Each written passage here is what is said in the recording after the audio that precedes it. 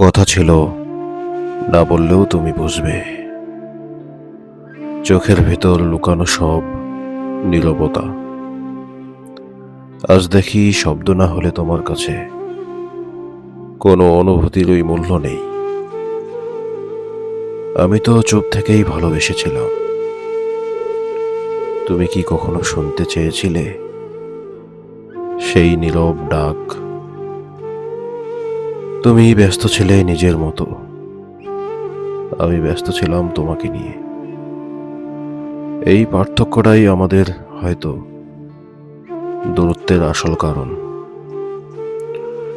আজ আর কিছু চাই না, শুধু এটুকু বুঝে নাও, আমি হারাইনি। আমি সরে গেছি তোমার অযত্নের ভিড় থেকে।